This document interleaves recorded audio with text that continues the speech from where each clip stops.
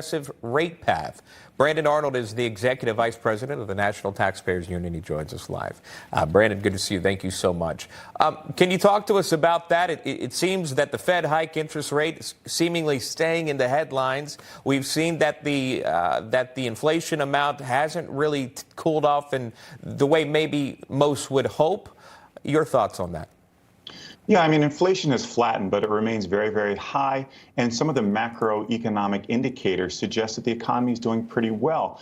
You know, the job economy is pretty strong. The job market is strong. You look at the GDP numbers, they're all strong. The problem is when you talk to real Americans, when you talk to people about their personal finances, they tell you a very, very different story. And I think one of the underlying stories here that the Fed really needs to factor into its decision-making process is the fact that consumer debt is skyrocketing, namely credit card debt. Credit card debt is nearly $1 trillion. It's at an all-time high. So as we tick up those interest rates, as the Fed takes action, aggressive action to increase interest rates, that impacts these consumers that are maxing out their credit cards and on the verge of delinquency or even bankruptcy in many cases. Right. The country essentially has the U.S. government has maxed out its debt, right, at more than $31 trillion. And that's not much different than what you're saying here with Americans, everyday Americans. According to the New York Fed, we'll show it to you. Household debt has reached $16.9 trillion.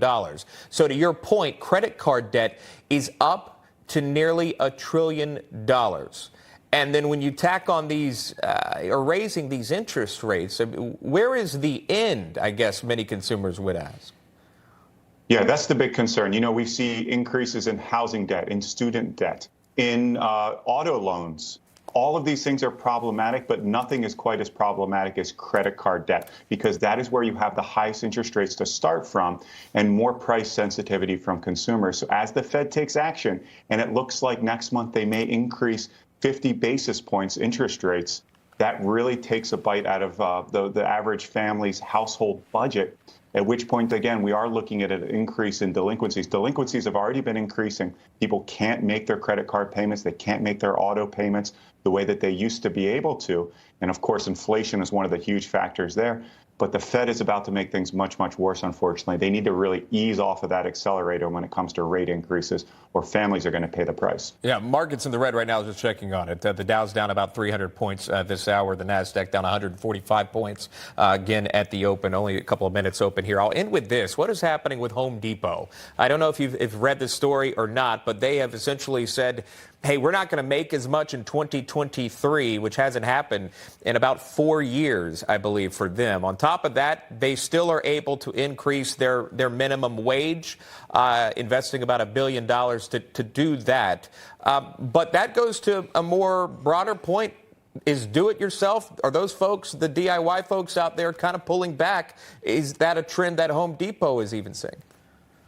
Well, I think what we're seeing in the retail sector is what preceded it in the tech sector, and that is just a softening of consumer demand.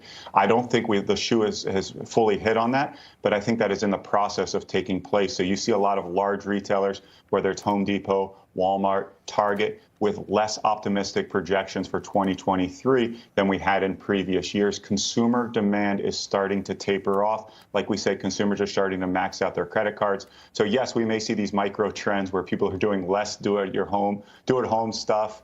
They may be spending less money at Home Depot and other hardware stores. But I think the broader trend here is that we're going to see a softening of consumer demand in retail industry at large is really going to take a hit in 2023. Yeah, big box retailers bringing those expectations on earnings down as forecasted here in 2023. We'll keep watching the markets opening here in the red. Brandon Arnold, thank you so much for joining us. Good to see you. Thanks for having me.